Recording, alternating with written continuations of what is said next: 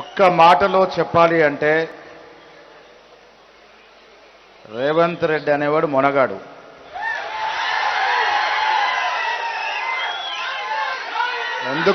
ఎందుకు ఆ మాట చెప్తా ఉన్నానంటే రాజకీయంగా ఒక సాహసోపేతమైన నిర్ణయం తీసుకోవాలి అంటే దమ్ము ధైర్యం ఉండాలి. ఇలా రేవంత్ రెడ్డి గారి ప్రభుత్వం తీసుకున్న నిర్ణయం పట్ల కిషన్ రెడ్డి వీళ్ళైతే చోటమోట నాయకులు, మోడీ గారే పరేషాన్లో ఉన్నాడు. ఇది కార్యాచరణ చేసి తెలంగాణలో మేమేదో మాయమాటలు చెప్పి బీసీల ఓట్లు దండుకుందాం అనుకుంటే 42% రిజర్వేషన్ చట్టాలు తీసుకొచ్చి దీన్ని కార్యాచరణలో పెట్టేసరికి అటు సపోర్ట్ చేయలేక దాన్ని తిరస్కరించలేక లొసుగులు ఎత్తుకుంటూ వారి అనుయులైన కిషన్ రెడ్డి, బండి సంజయ్ల ద్వారా ముస్లిం కార్డుని ముందుకు తీసుకొస్తా ఉన్నారు. రాహుల్ గాంధీ గారికి మనమంతా రుణపడి ఉండాలి, ముఖ్యంగా బీసీ వాళ్ళం. చుక్కన నావలాగా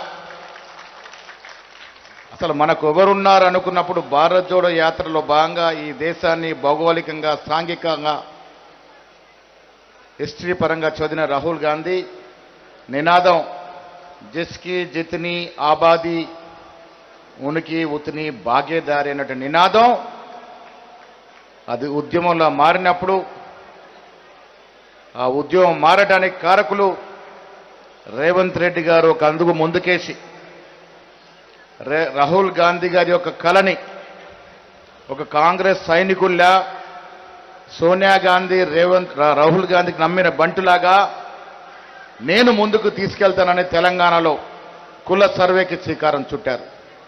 బట్టి విక్రమార్క దాని బాధ్యత తీసుకొని శాస్త్రీయబద్ధంగా కుల సర్వే చేసి తెలంగాణ రాష్ట్రంలో మనము అంటే బీసీలము 57% ఉన్నామని ఒక అఫీషియల్ డాక్యుమెంట్ ఇవ్వడం అనేది ఆషామాషి కాదు.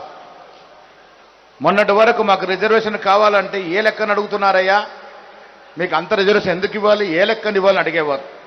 ఇలా యావత్ దేశానికి ఒక దిక్చూసిలాగా, ఒక రోల్ మోడల్ లాగా తెలంగాణ ప్రభుత్వం కుల సర్వే చేసి బీసీలు ఎంతున్నారు, ఎస్సీలు ఎంతున్నారు, ఎస్టీలు ఎంతున్నారు, అదర్ కాస్టులు ఎంతున్నారు అనే ఒక అఫీషియల్ డాక్యుమెంట్ ఇవ్వగలిగినాం. దాంట్లో భాగంగా కామారెడ్డిలో ఆనాడు వర్కింగ్ ప్రెసిడెంట్గా నేనే డిక్లరేషన్ ప్రవేశపెట్టినాం. 42% రిజర్వేషన్ ఇస్తామని చెప్పినాం. ప్రభుత్వం వచ్చిన మొదట్లోనే ముఖ్యమంత్రి గారు మా అందరిని పిలుచుకొని ఇది మనం ఇచ్చిన మాట, మనం ఇచ్చిన మాటను నమ్మి మనకు ప్రజలు ప్రభుత్వం